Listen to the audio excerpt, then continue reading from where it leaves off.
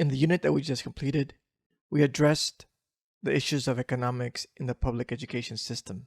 I begin by reviewing a question that was presented in our previous conversation.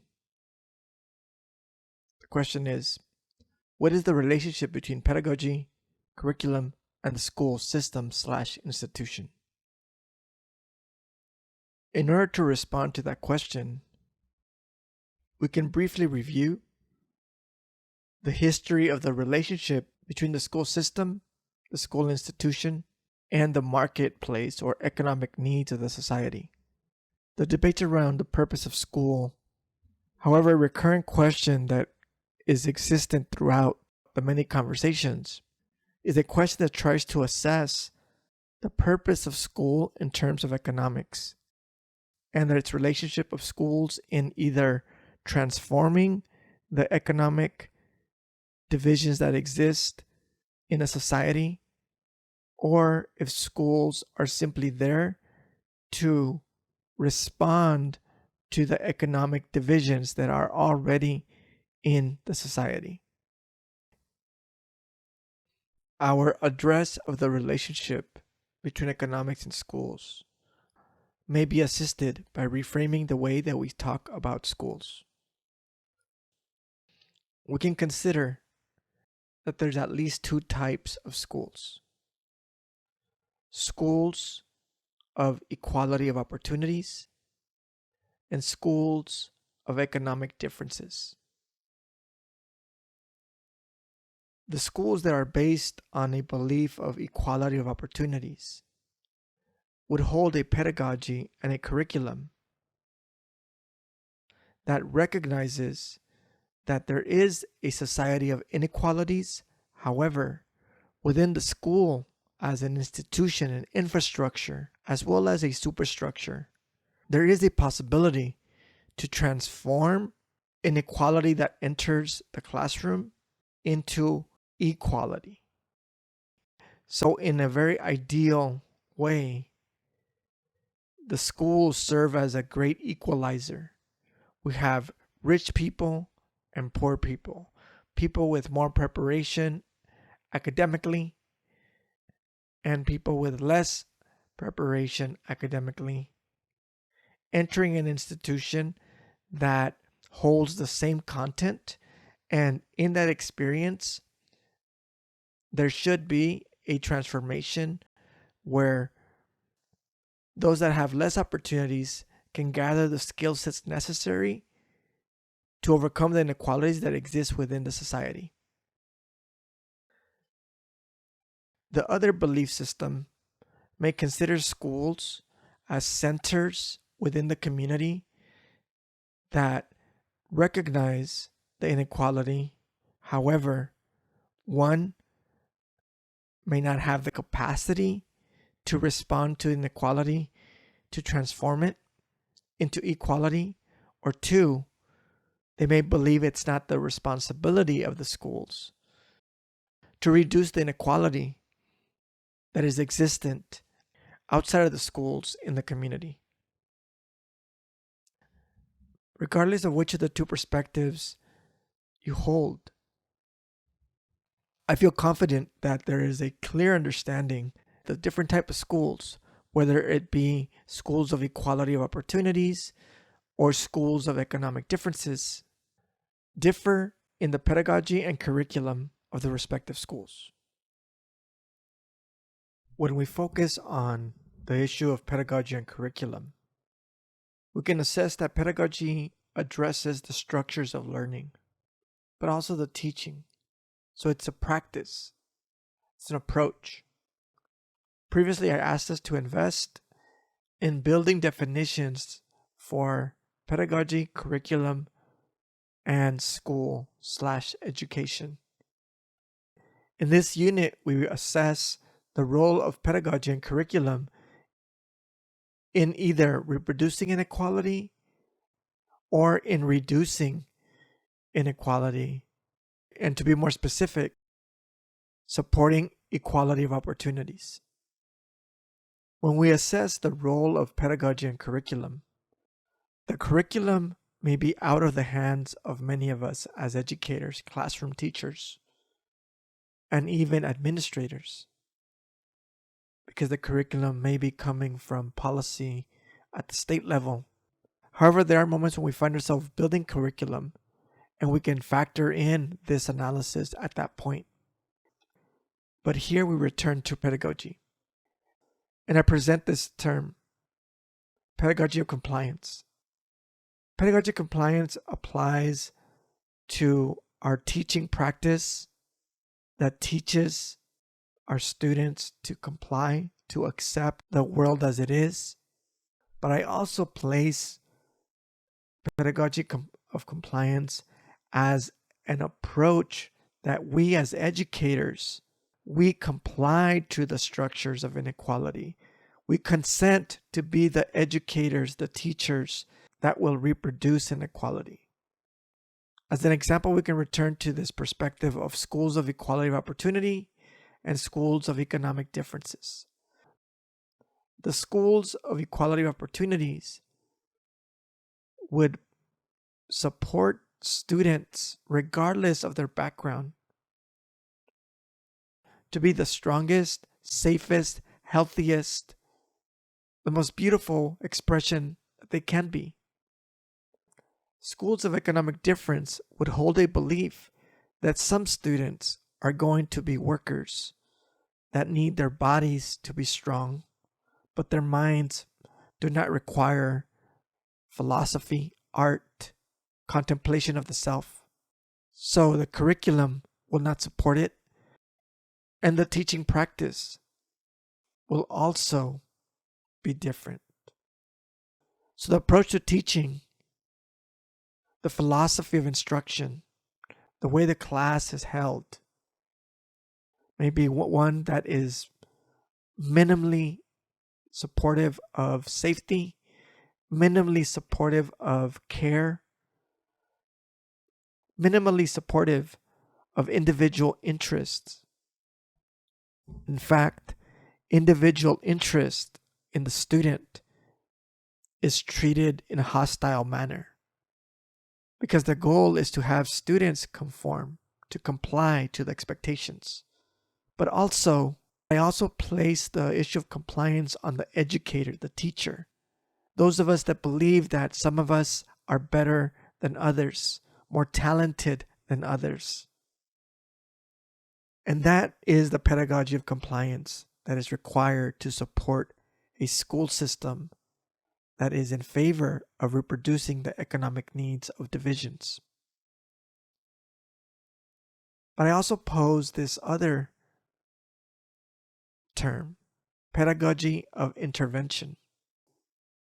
Within this perspective, the educator may hold a belief system that understands that there is inequality in the society and does understand that some students come better prepared due to their home environment, or they may believe in quote-unquote natural gifted abilities that differentiate one student from the other.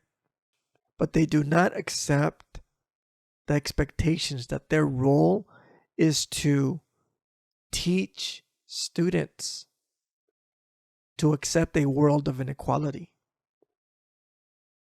They believe that they can intervene by giving them a different experience, maybe a different curriculum management, classroom experience, and also investment.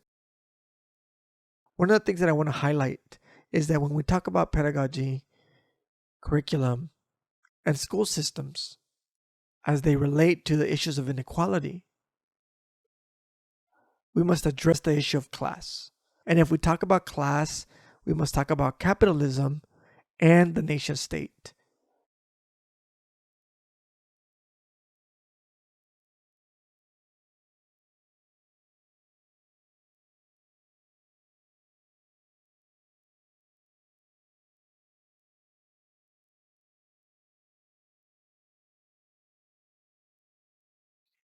In our analysis of the relationship between economics and the public education system in the United States, there is a topic that requires attention, and that is the issue of class. When talking about class, I feel there's a lot of ambiguity. And I would like to provide a definition that I use in anthropology. I reference class in this way. Class addresses group-based divisions in power, prestige, and resources, resulting from direct, systemic participation in a structurally stratified society. That participation is tied to our division of labor, our occupation. It is both an achieved and ascribed status. The reference to an achieved status is a reference to a belief that the category of definition is attributed to something that is biological, inherited, unchangeable, given at birth. Two of the most common references to achieved status are issues of race and sex classification, the division of male and female. Race specifically is a social construct and not a biological reality. However, as a belief, it is an achieved status. Ascribed status references something that is attained as a classification through our participation in society. Something such as a title, you are a teacher. That is an ascribed status. So class can be considered both achieved and ascribed, although in common usage, class is usually referenced as an ascribed status because it is believed to be something that is not biological, changeable, and not inherited. However, a deeper analysis of class highlights that there are elements of class that signal an achieved and ascribed status characteristic. When discussing class, there is a need to call out the systems that depend on class. Here, the economic system is called capitalism. It requires class to operate, but also the nation state as a social political organization that outlines our individual existence of governance also requires class for its maintenance and reproduction. As we connect the issue of class with an analysis of schooling, I pose this question: how do we naturalize the socially built class divisions? But more specifically, how do schools naturalize the socially built divisions?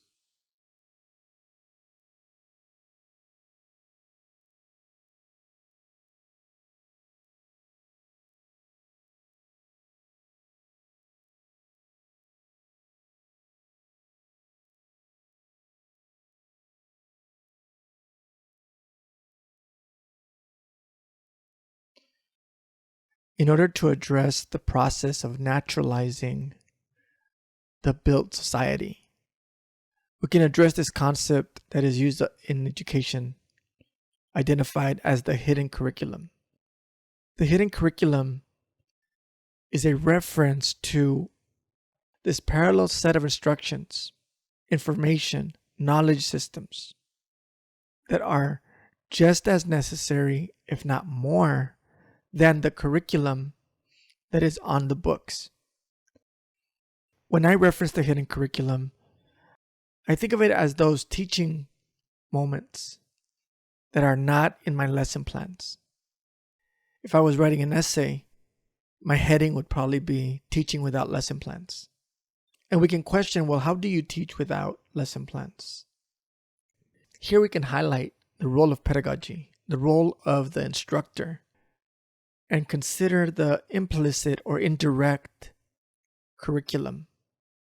The things we do, the things we say, the things we don't do, that ultimately instruct our students and ourselves to naturalize a society that is constructed on specific systems of inequality. Previously, I addressed the issue of class. However, class is not the only thing that we can address within the hidden curriculum. We can talk about sexism, racism, homophobia, xenophobia, all the different ways that we produce a society of othering for the benefit of maintaining a hierarchy that ultimately is dependent on inequality. The hidden curriculum, since it's not on the books, it's not on your lesson plans, then we must ask, where is it? Well, it lives in all the performances that are available within the school system. So that on a daily basis, we perform a society of inequality in our classrooms. I'll use one example. However, there are countless of examples that we can use because the hidden curriculum is comprehensive and holistic, meaning that it is embedded in all the different ways that we participate in school and outside of school. So the hidden curriculum might highlight sexism, gender inequality. And I can recall my time in high school and playing football and not knowing that at that time period, I was performing gender roles. The bodies that passed as masculine were on the field. The bodies that passed as feminine were off the field. The football players on the field had one role, and the cheerleaders off the field had another. And some of us may argue that gender roles unto themselves do not necessarily imply inequality. However, the football players, at minimum, received more prestige than the cheerleaders. The audience was fixated on the plays on the field, and the cheerleaders played a secondary role. And I can recall several moments in the past where this distinction has been challenged, saying, well, Danny, what about the moments where we cared more about the cheerleaders than the football players? That doesn't change the hidden curriculum. Because when we think about the football players, if you remove the football players from that evening, the cheerleaders unto themselves would find it difficult to hold the audience. And if you do an inverse, if you remove the cheerleaders from this high school evening of football, the audience would still be held in attention. It might change the experience, but I don't think it's accurate to say that the cheerleaders and the football players were equal in the attention that they were granted. We can also consider how young women would be policed on how they dressed, highlighting issues of sexuality. And young men are not policed in their sense of sexuality. Young men may be policed in terms of attire that is associated with gang affiliation, but not necessarily highlighting their sexuality. These moments are things that are off the books, not in the lesson plan. However, the hidden curriculum is just as important. It's just as viable as a form of instruction that is presented to students while they are in school. When we think of bullying, harassment, violence, and we do not identify the sources of that violence, I would argue that's an example of hidden curriculum. Students that may feel ashamed of themselves may not reference that they are experiencing a school system that teaches them that they are not important. And they teach them this through, yes, the curriculum, but also through the way the teachers may interact with them, or the way the student body interacts with them. A student that feels embarrassed because they do not have the right clothing, the brand names, or the trend style that may be out of the reach of their economics is an example of classism. Or a student that feels embarrassed to have their parents drop them off because of their car may signal poverty is part of the lesson. It is a lesson instructing them on how to understand the adult world. So in school, we perform a society of inequality. But I want to highlight this as a form of hegemony. And my use of hegemony is situated within this understanding of dominance, supremacy, control. So that some students may find themselves able to fight back. But the majority accept. The majority consent to fit in order to succeed. And to challenge the rules of the hidden curriculum is to put yourself at risk. In the following weeks, we can expand more on the hidden curriculum. Right now, I want to emphasize this question. What is the role of pedagogy in support or challenge of the hidden curriculum?